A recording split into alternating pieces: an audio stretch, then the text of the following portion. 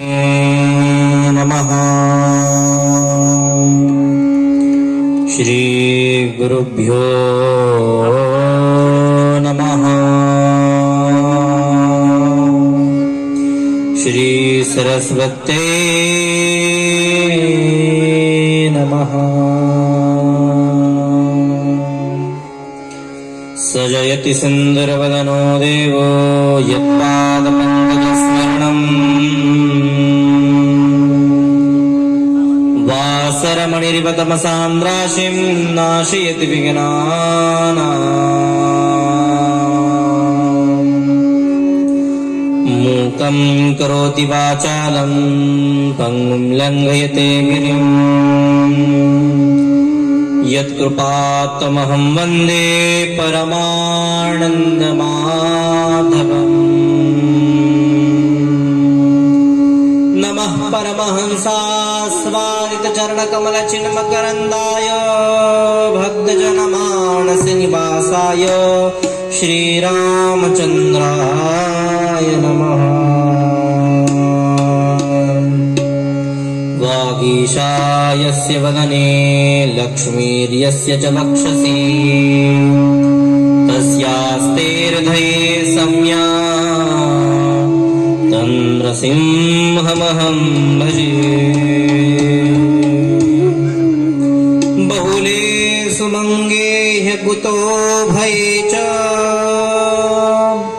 क्षेमे च सख्ये वहि भूयसी च। यथा पुरा ब्रह्मपुरे सवत्सा शतक्रतो वज्रधरस्य अग्नि। भूयश्च या विष्णुपदे स्थिताया विभासवसोषापि पथे स्थिताया।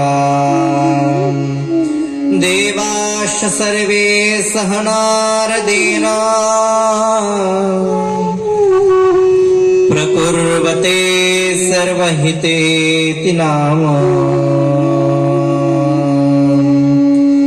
मन्त्रेण ते विन्दति यो विमुच्ये पापाकृते ते यदि कर्मणाया। लोकानमाप्नोति पुरन्दरस्य फलं चन्द्रमसोद्युतिं च। एतं हि मन्त्रं त्रिदशाभिजुष्टं पठेत् या पूर्वसगोष्ठमध्ये। न तस्य पापं न भयं न शोकः सहस्रनेत्रस्य च याति लोकम्।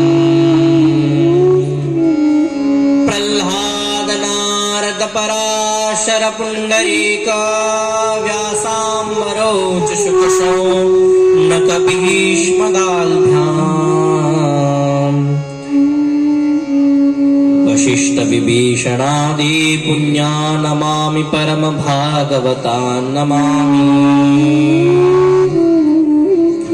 वाञ्छाकल्पतरुभ्यश्च कृपा सिन्धोभ्य एव च पतितानां पावनेभ्योश्च वैष्णवेभ्यो यते नमः। वागीशायस्य वदने लक्ष्मीर्यस्य च वक्षसि तस्यास्ते हृदये संज्ञा तं नृसिंहमहं भजे। नमो गोभ्यः श्रीमतेभ्यः सौरभेभ्य एव च पतितानां पावनेभ्योश्च वैष्णवेभ्यो यते नमः। काषाय वस्त्रं करदण्डधारिणं कमण्डलुं पद्मकरेण शङ्खम् चक्रं गदा भूषितभूषणाढ्यम् श्रीपादराजं शरणं प्रपद्ये।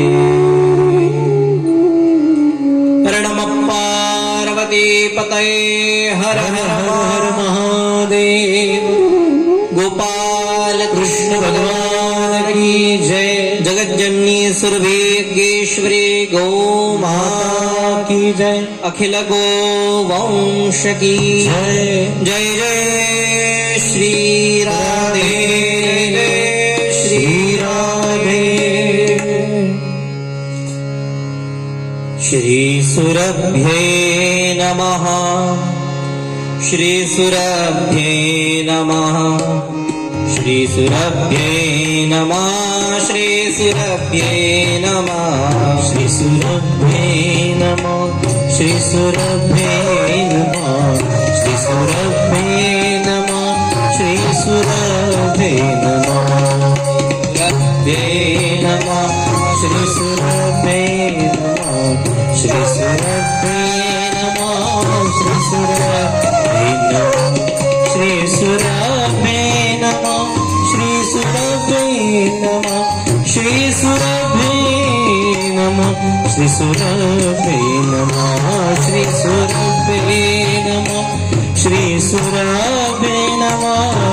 श्री सुरभ्ये नमः श्री सुरभ्ये नमः श्री सुरभ्ये नमः श्री सुरभ्ये नमः श्री सुरभ्ये नमः श्री सुरभ्ये नमः श्री सुरभ्ये नमः श्री सुरभ्ये नमः श्री सुरभ्ये नमः श्री सुरभ्ये नमः श्री सुरभ्ये नमः श्री सुरभ्ये नमः।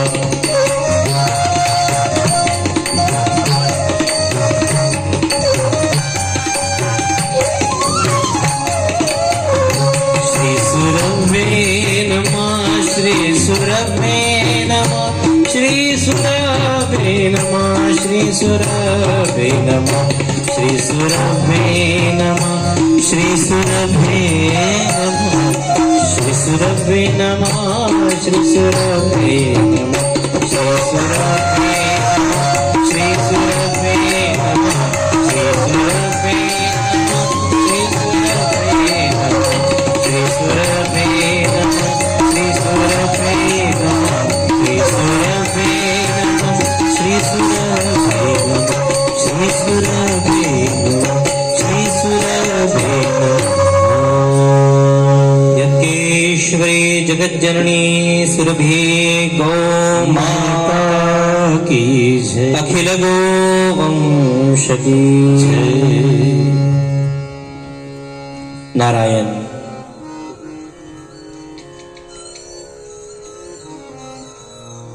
आनंदगंध परमात्मा अकारण करुणावरणालय आनंदगण चदगण परम ज्ञान कैवल्य तेजोनिधि परात्पर स्वरूप अखिलेश्वर पिलंदित पिरंदित पीताम्रधारी नटवरनागर भगवान श्री श्याम सुंदर लाल भगवान गोपाल कृष्णांच्या या अत्यंत अतिदिव्य कथेमध्ये सम्मिलित समस्त श्रोतृवंदांच्या हृदयस्थ पटलावर विराजमान असणाऱ्या भगवान गोपाल कृष्णाला सादर प्रणाम करून वैदिक याज्ञिक श्रेष्ठ असे तत्व उपासक कला उपासक सर्वांना प्रणाम करून भगवान गोपाल कृष्णांच्या या अत्यंत अतिदिव्य कथेत थोडा ऐकू. आपण सगळे भगवती जगज्जननी यज्ञेश्वरी गोमातेच्या परम आशीर्वादाने या अत्यंत चैतन्यमय वातावरणात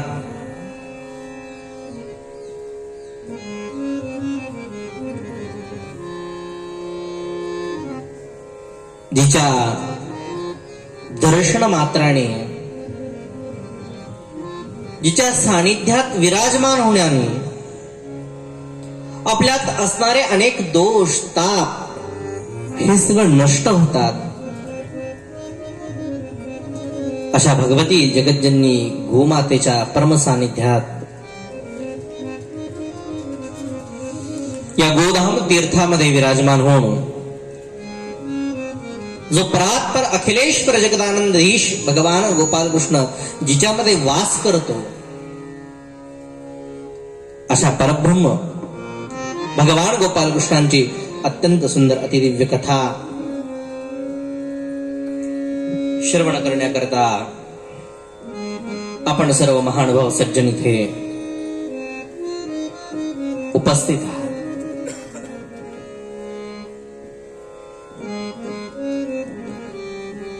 भागवत या शब्दाची जर व्याख्या करायची झाली, जो परम भागवतीय तत्व आहे, जे परम भागवतीय तत्व है वो परा भागवतीय तत्व हम सब में मिलकर जब इस देह बुद्धि को चिदात्म शक्ति में एक रूप करता है मां, तब यह भगवान परब्रह्म परमात्मा हम सबको मुक्ति प्रदान करता है.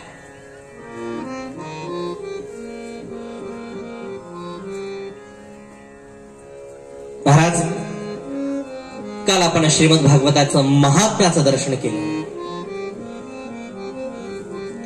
श्रीमद भागवत काय, ज्याच्या ऐकण्याने, ज्याच्या स्मरणाने, ज्याच्या दर्शनाने आपल्याला काय लाभ होतो हे काल आपण पाहिलं. पाप्यातील पापी जरी व्यक्ती असला तरी देखील ज्याच्या स्मरणाने नवे नवे त्या भगवंताच्या केवळ कथा गुण ऐकण्याने देखील आपल्यातल्या सगळ्या दोष बाधा निघून जातात.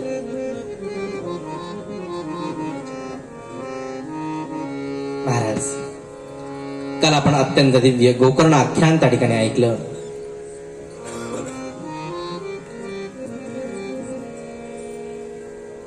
गोकर्ण महाराजांनी आपल्या बंधूंसाठी, आपल्या भावासाठी केलेलं अत्याधिक सर्वोत्तम असं श्रीमद भागवताचं आख्यान आणि त्या आख्यानाच्या सांगतेला तोच अत्यंत विकारांनी त्रस्त असणारा धुंदुकारी त्यातून मुक्त झाला. महाराज,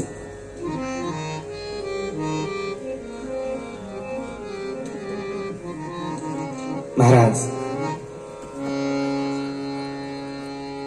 काल आपण श्रीमद भागवताचं महात्म्याचं दर्शन केलं.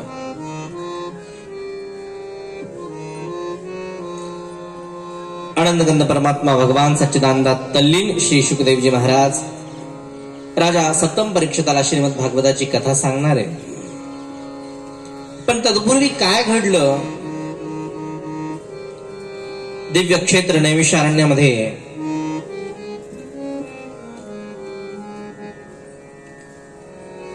88,000 ऋषींच्या मध्ये विराजमान भगवान गोपाल कृष्णाचं स्मरण करत असणारे सगळे ऋषी आणि या ऋषींमध्ये पुराणज्ञ असणारे, पुराण सांगणारे सूत महर्षी आहेत. आणि या सूत महर्षींना शौनकादी अनेक ऋषींनी प्रश्न केलेत. महाराज,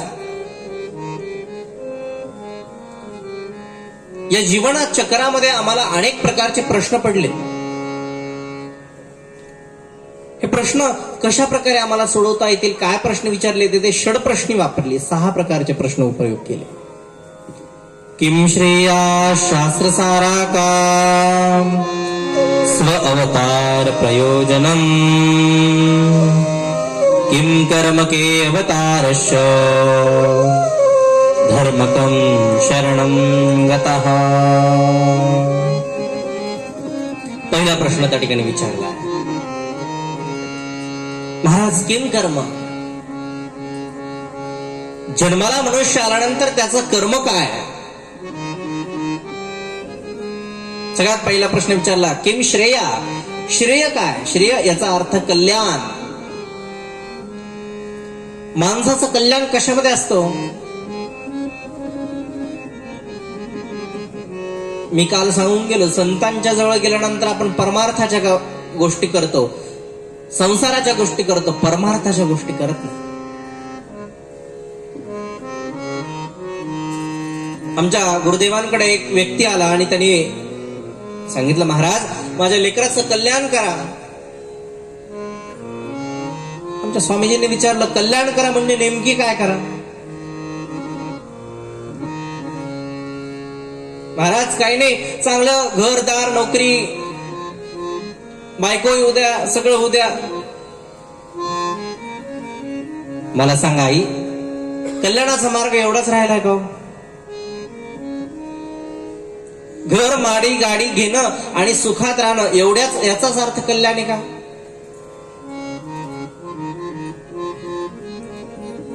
अहो, हा देह भोगून, हा देह इथंच टाकून आपल्याला पुढे भगवंताला आपलं सगळा लेखाजोखा द्यायला जायचंय. आपण काय केलं, काय नाही केलं, हे सगळं त्या ठिकाणी पाहायचंय. आणि कल्याणाचा मार्ग एकच आहे, तो म्हणजे भगवत साधना, भगवंताचं चिंतन. दुसरा प्रश्न केला महाराज, काय किमश्री या शास्त्र सारा का? आपल्याकडे खूप शास्त्र आहेत. 4 वेद, 6 शास्त्र, 18 पुराण, इतकी मोठी ग्रंथ संपदा आहे. पण या सगळ्यांचं सार काय? माऊली ज्ञानेश्वर महाराज त्यांच्या हरिपाठामध्ये त्या ठिकाणी स्पष्ट आपल्याला सांगून जातात. जहू वेदी जाण, साही शास्त्री कारण, 18 पुराण हरसी गाती, मंथोनी नमनीता तैसे घे अनंता, वाया व्यर्थ कथा सांडी मार्गे. 4 वेद, 6 शास्त्र, 18 पुराण एका मुखाने त्या ठिकाणी सांगतात की भगवंताच्या नामाव्यतिरिक्त दुसरं काही सारच नाहीये. देवाची ये द्वारी उभा क्षणभरी, तेणे मुक्ती चारी साधिना, तेणे मुक्ती चारी साधिना, तेणे मुक्ती चारी साधिना. हरी मुखे म्हणा, हरी मुखे म्हणा, पुण्याची गणना कोण करी, पुण्याची गणना कोण करी, पुण्याची गणना कोण करी. असोनी संसारी जिभे वेदो करी, वेदशास्त्र उभारी बाया सदा, वेदशास्त्र उभारी बाया सदा, वेदशास्त्र उभारी बाया सदा. हरिमुखी म्हणा, हरिमुखी म्हणा, हरिमुखी म्हणा, हरिमुखी म्हणा, हरिमुखी म्हणा, हरिमुखी म्हणा, पुण्याची गणना कोणा करी, पुण्याची गणना कोणा करी, पुण्याची गणना कोणा करी. वेदशास्त्र उभारी बाह्य सदा. सगळ्या वेदांचं, सगळ्या उपनिषदांचं सार तत्व जर काही असेल ते भगवंताचं नाम. महाराज पुढे सांगतायत की किमश्रेया शास्त्रसारा का स्वावतार प्रयोजनम. मला सांगा भगवंतांनी अनेक अवतार घेतलेत. किती अवतार घेतलेत? माऊली ज्ञानेश्वर म्हणतात अवताराच्या राशी. तुलसीदासजी त्याच्या पुढे जाऊन म्हणतात, कबीरजी, हरी अनंत हरी कथा अनंता, हरी अनंत हरी कथा अनंता. हरी अनंत आहे आणि त्या प्रकारे भगवंताच्या कथा देखील अनंत आहे. मला सांगा, 100, 1 दशक, शतक, हजार, लक्ष, कोटी, आयुध इथपर्यंत त्या ठिकाणी आपल्याला संख्या मोजता येते. पण अनंत शब्द असा आहे की त्याला पुढे संख्या जोडताच येत नाही. ज्या गोष्टीची कधीही आपल्याला संख्या मोजता येत नाही असा परमात्मा आहे, अनंत आहे. आणि अशा अनंत परमात्म्याच्या अनंत कथा आहेत. म्हणून प्रभू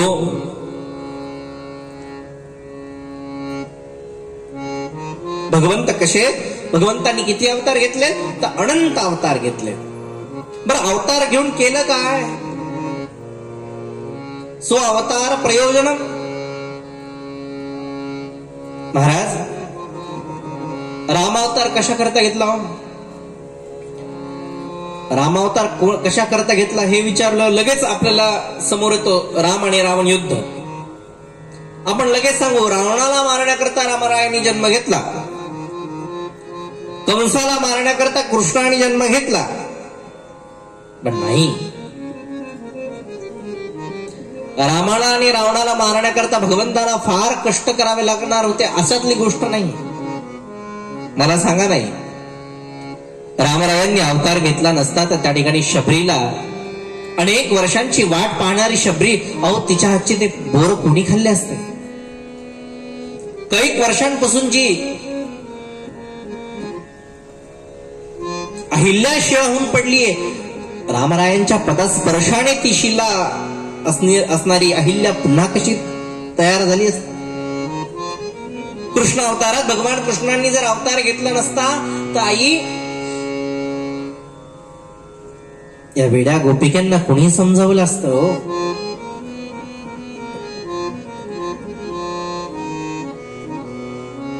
म्हणून भगवंत अवतार घेतात.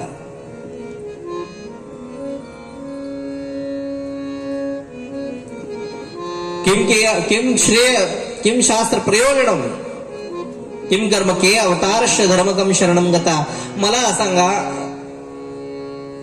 ज्यावेळेस भगवान गोपाल कृष्णांनी आपलं स्वधाम गमन केलं तेव्हा तो धर्म कोणाच्या शरण गेला? महाराज, तो धर्म भागवताच्या शरण गेला.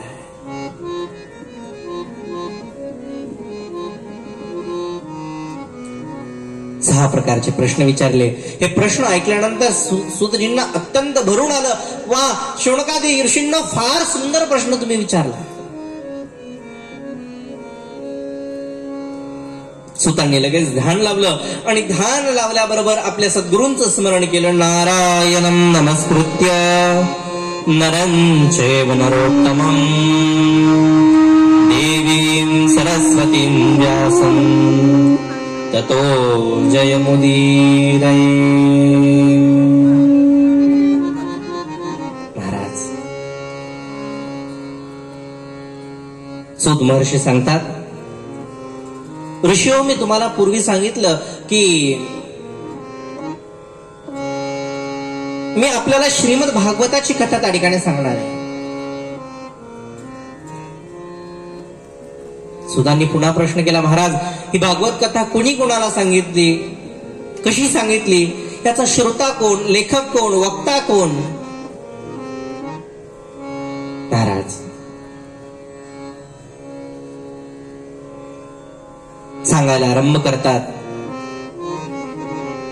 द्वापाराच्या सुरुवातीला, द्वापार संपताक्षणी आणि तृतीय युगाच्या आरंभाला, द्वापारे समनुप्राप्ते तृतीये योग पर्वै जात पराशरा योगी वासव्या कलया हरे. महाराज, पराशर ऋषींच्या आणि मत्स्यगंधा नावाच्या कन्येच्या पोटी भगवान वेद रूपाने त्या ठिकाणी अवतार आहेत. आई भगवंताचे अनेक अवतार आहेत. काही ज्ञान अवतार आहेत, काही अंश अवतार आहेत, काही क्रोध अवतार आहेत आणि काही अंशांश अवतार. आणि भगवान गोपाल कृष्ण आणि रामचंद्र हे पूर्ण अवतार. ज्ञान अवतार भगवंताचे 2, एक म्हणजे वेदव्यास आणि दुसरे म्हणजे महात्मा कपिल. हे 2 भगवंताचे ज्ञानावतार. त्यातील महात्मा श्रीमद व्यासांनी त्या ठिकाणी जन्म घेतला. महाराज, व्यास महाराजांचं काय त्या ठिकाणी गुणगान गावं. नमो नमस्ते व्यास गुरु नमो नमस्ते व्यास गुरु जय निगमागम कल्पतरु जय निगमागम कल्पतरु नमो नमस्ते व्यास गुरु जय निगमागम कल्पतरु गुरुकुल कलह कथाति विचित्रा गुरुकुल कलह कथाति विचित्रा विबुधो हरिरसि परिपालयिता विभुजो हरिरसि परिपालयिता अभालनयनो शिव संहरता त्वमेव भगवन् विश्वगुरु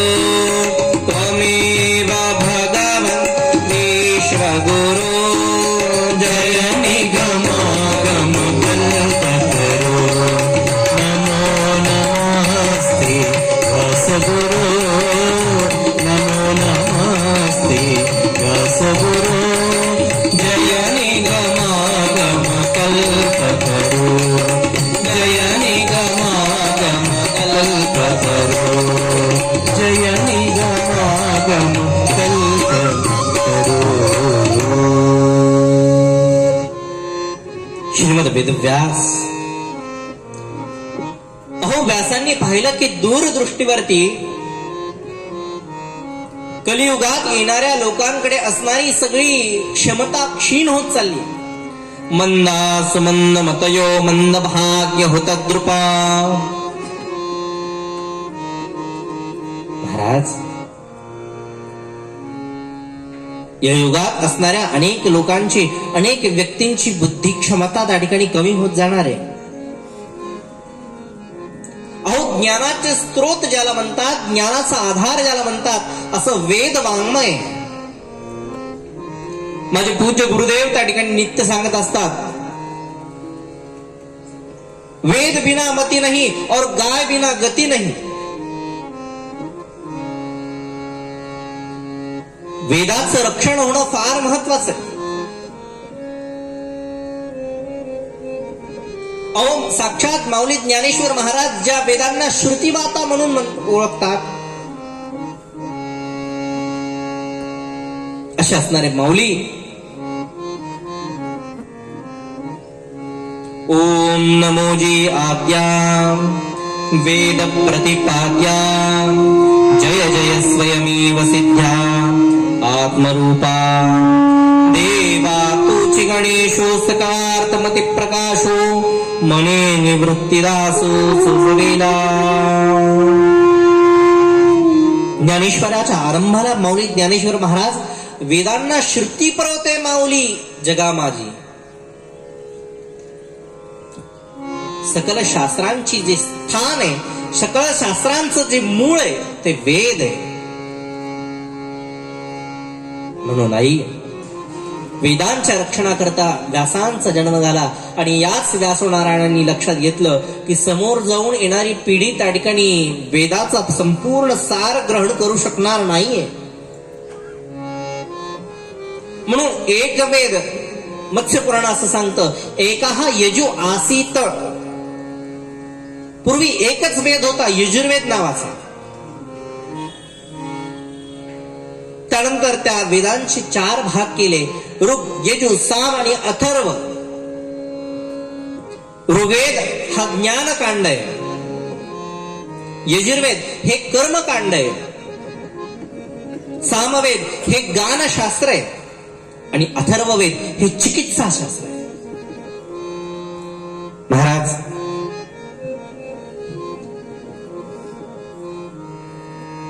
आपल्या 4 शिष्यांना 4ही वेदांची त्या ठिकाणी वाटणी करून दिली, विभाग तयार करून दिले.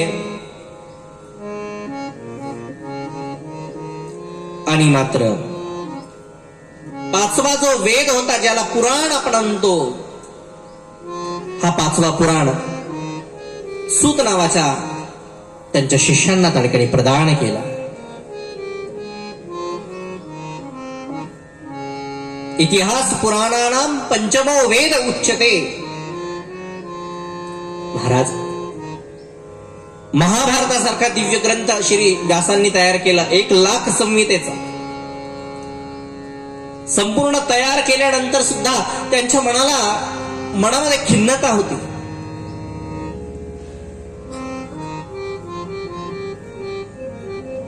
एखाद्या वेळेस होतं बघा,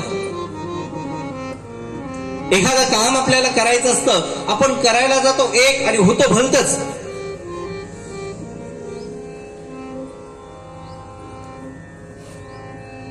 मराठीत म्हणे बघा,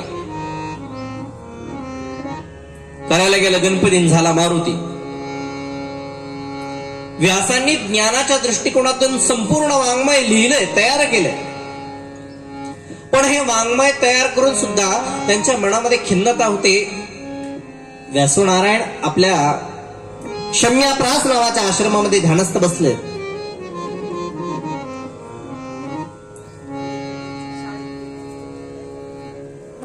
आणि तितक्यात भगवान श्री नारद महामुनींचं त्या ठिकाणी आगमन होतं. नारायण नारायण श्रीमन्नारायण नारायण नारायण नारायण नारायण श्रीमन्नारायण नारायण नारायण नारायण नारायण श्रीमन्नारायण नारायण नारायण श्रीमन्नारायण नारायण श्रीमन्नारायण नारायण नारायण श्रीमन्नारायण नारायण नारायण श्रीमन्नारायण नारायण नारायण श्रीमन्नारायण नारायण नारायण श्रीमन्नारायण नारायण नारायण नारायण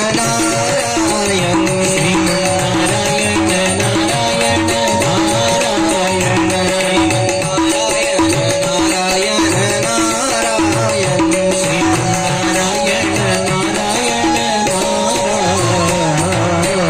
नारायण नारायण नारायण नामाचा गजर करत भगवान नारद मुनी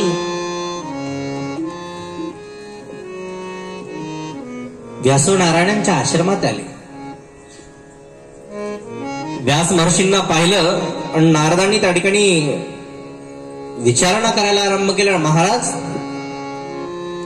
अहो साक्षात भगवंताचे अवतार आपण व्यासनारायण,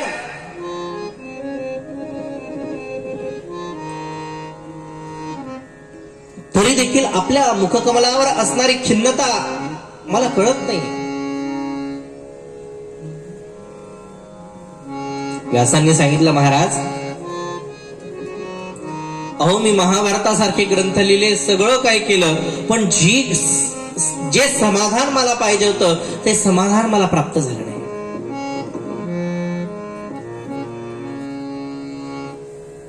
व्यासनारायणांनी त्याच्यावर सांगितलं. नारदजी सांगतात, व्यासनारायण, व्यासजी आपने सभी प्रकार के ग्रंथों का लिखान किया. आपने महाभारत जैसा दिव्य ग्रंथ लिखा, कुर्म पुराण, पद्म पुराण, मत्स्य पुराण आदि आदि के सभी ग्रंथों की रचना की, पर इन सब में केवल और केवल ज्ञान की चर्चा की.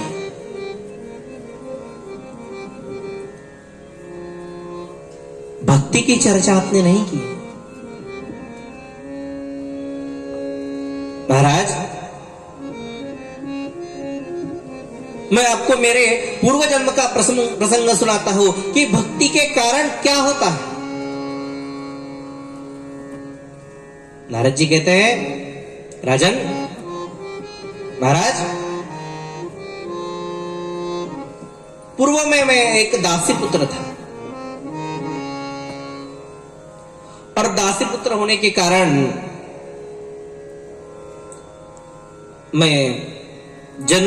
मेरा जन्म होते ही मेरे पिताजी हमें सबको छोड़कर चले गए. उसके बाद मां,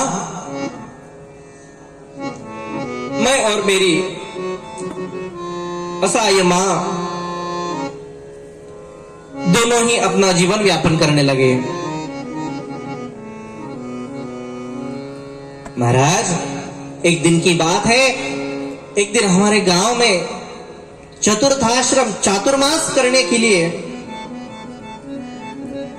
कुछ साधु सुनता है। गांव के लोगों ने देखा कि इन सब की सुविधा करने के लिए, इन सब की शुश्रूषा करने के लिए, सेवा करने के लिए कोई व्यक्ति चाहिए। मेरे माता का स्वभाव देखकर इन सब लोगों ने सोचा कि यही उत्तम रहेगी इनकी सेवा करने के लिए। ब्याजी, मैं भी छोटा सा मेरे माता जी के साथ में और महात्माओं की सेवा करने चले जाता था।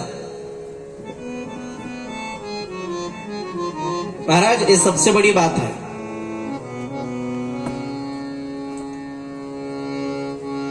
हम सनातन धर्म से दूर अपने बालकों को रखते हैं। धर्म कार्य में जब जब बात आती है तब तब उन्हें पीछे रखते हैं और आखिर तक वो पीछे ही रह जाते हैं।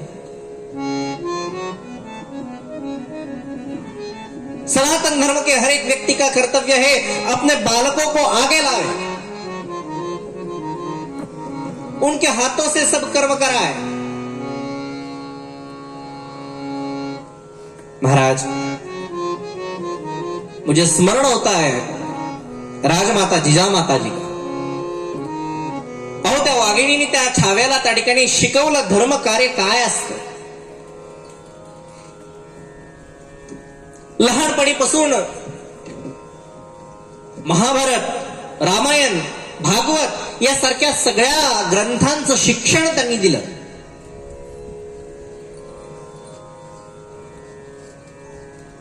लहानपणीच लेकराला जर बाळकडू पाजला ना तर समोर जाऊन फार अवघड जात नाही महाराज। पण ते बाळकडू पाजण्याकरता व्यक्ती पण तसा पाहिजे। त्या आईच्या, त्या वाघिणीच्या हृदयात होतं की माझ्या छाव्याने त्या ठिकाणी स्वराज्य निर्माण करावं आणि त्या छाव्याने त्या मातेचं स्वप्न पूर्ण केलं, स्वराज्य निर्माण करून दाखवलं। महाराज शिवाजी महाराजांसारखा अलौकिक, अतिदिव्य, प्रभावी, व्यक्तिशाली मत्व या संसारात झालंच नाही। माझे पूज्य गुरुदेव म्हणतात की भगवान रामकृष्णांनंतर जर सर्वाधिक रामकृष्णांचे सगळे गुण एकत्र करा आणि भगवान शिवाजी महाराजांचे गुण एकत्र करा आणि या दोघांचं समन्वय पहा, 100% तुम्हाला समन्वय लक्षात येईल। अरे, ज्या शिवाजी महाराजांनी आपल्याला शिकवलं परस्त्री माते समान जाण,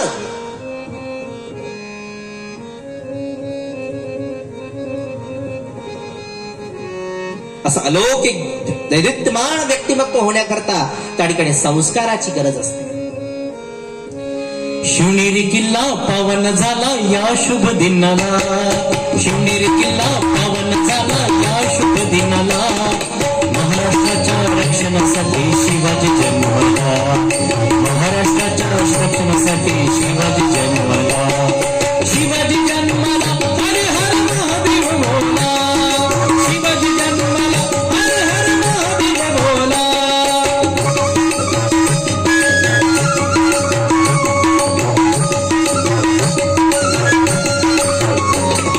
जिजामातेने शूरवीराला जन्मवाह दिला, जिजामातेने शूरवीराला जन्मवाह दिला। महाराजा माझा शिवाजी राजा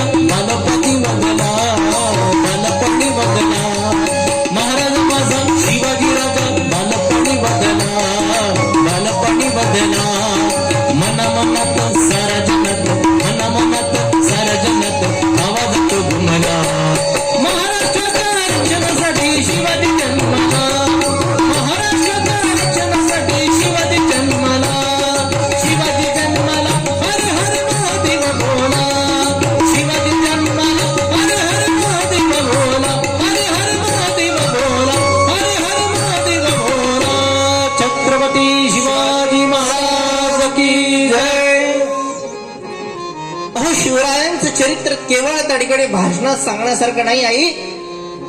शिवरायांचं दैदित्यमान चरित्र प्रत्येक सनातन व्यासपीठावरून त्या ठिकाणी गायलं पाहिजे.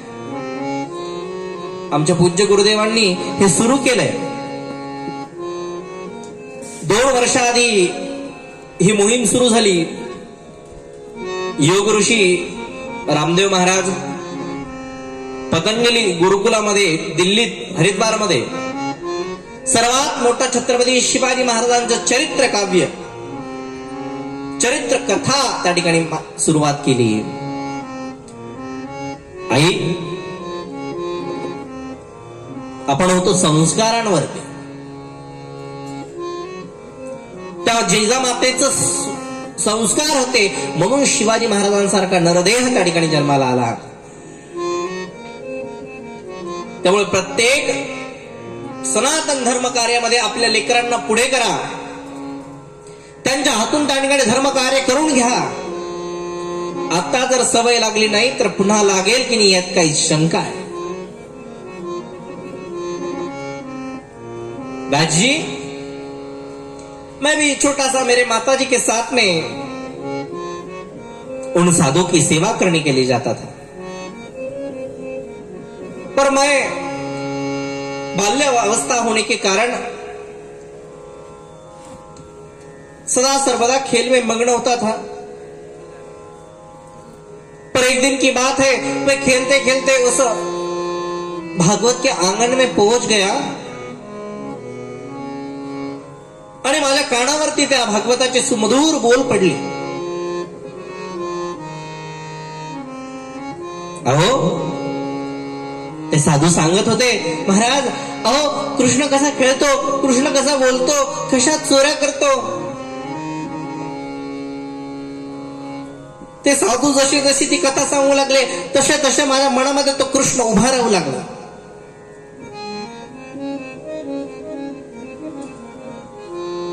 महाराज, आणि आता माझं चित्त मन बुद्धी सगळं काही भागवताच्या चरणी त्या ठिकाणी वाहिलं. कृष्ण चरित्रात आपलं सगळं देहभान हरपून गेलं.